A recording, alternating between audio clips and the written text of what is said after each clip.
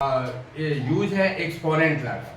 बहुत शॉर्ट में छोटा में मैं समझा दूंगा और एक दो स्टेप में आप समझ जाओगे, आसानी से कर दोगे। ठीक है, सारा एक्सपोनेंट ला को एक्सप्लेन करने नहीं जा रहा हूँ, जो यूज में है 9th क्लास में उसी को यूज करता है और इसी से सारे 9th के जितने भी एक्सपोनेंट रिलेटेड क्वेश्चन हैं सारे सॉल्व हो सकते हैं।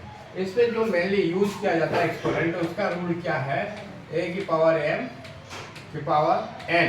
तो क्या हो जाता है, a की पावर m इंटू n। एक तो ये है, दूसरा a की पावर -1 है तो क्या आ जाता है 1/a। यही दो लॉ का यूज किया जाता है इसमें। ठीक है, इसी के आधार पर सारे क्वेश्चंस करीब करीब सारे बन जाते हैं। जस्ट लाइक मैंने अगर बाय द वे एक क्वेश्चन दिया एग्जाम्पल में दिया √3 के पावर में 1/2 ऐसे लिख दिया एग्जाम्पल फर्स्ट। क्या होगा इसमें, आप जानते हैं इसका मतलब होता है इसका इसी तरीके से मैं करूं, मान लो 2 लिखा हुआ है, 2 लिखा हुआ तो 3 के पावर 1/2 इंटू में 2, ये 2 कैंसिल हो गया और 3 आंसर। आपको एक्सपोनेंट पावर जो लिखते समय ध्यान देना है, नीचे बेस होता है इसके पावर में, साथ में ऐसे आपको नहीं लिखना है, ऐसे नहीं लिखना है, ये गलत हो जाता है। ये इस चीज का आप हमेशा ध्यान रखेंगे। ठीक है, दूसरा क्वेश्चन एक लेते हैं इसी आधारित, तो ये मेन दो फार्मूला है जिसका यूज होता है। दूसरा लेते हैं, जैसे आपको दिया हुआ है find the value, find the value दिया हुआ 8/27 माइनस 1/3। ठीक है, 3 है ना, आप ये समझिए जितना यहाँ लिखा हुआ उतना बार इसको प्राइम फैक्टराइजेशन करें और वैसा ही आ जाएगा। यही आपको बताता है प्राइम फैक्टराइजेशन कैसा होगा। ये 9th क्लास का है, बहुत इजी है। इसको 8 को कैसे लिख सकते हैं, 2 इंटू 2 इंटू 2, और 27 को क्या लिख सकते हैं, 3 इंटू 3 इंटू में 3 पावर में -1/3 लिख दिया। अब इसको कैसे लिख सकते हैं, इसको लिखेंगे 2 के पावर 3 अपॉन 3 के पावर 3 क्या ऊपर क्या हो जाएगा -1/3 एज इट इज रह गया। अब इसको हम आगे बढ़ाते हैं।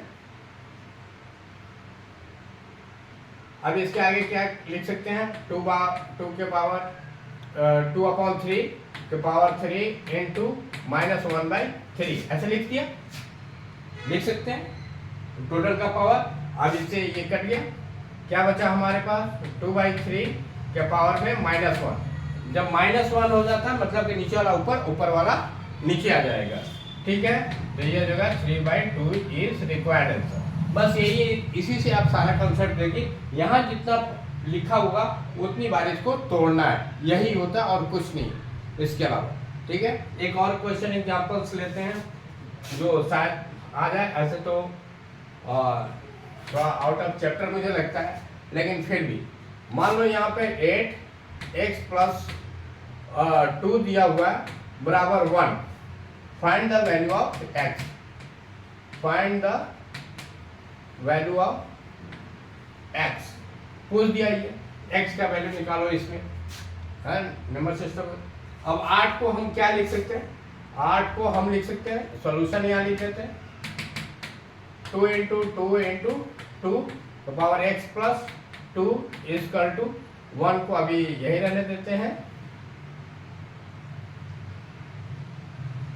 और इसको क्या लिखते हैं 2 के पावर 3 के पावर x और प्लस 2 इक्वल टू, ये 1 को क्या लिख सकते हैं 2 के power 0।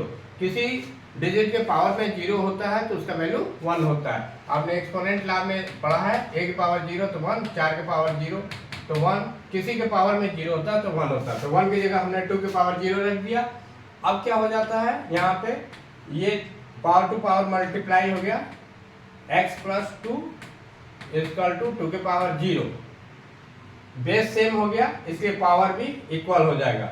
Therefore 3x plus 2 equal to 0, x plus 2 equal to 0/3। ठीक है,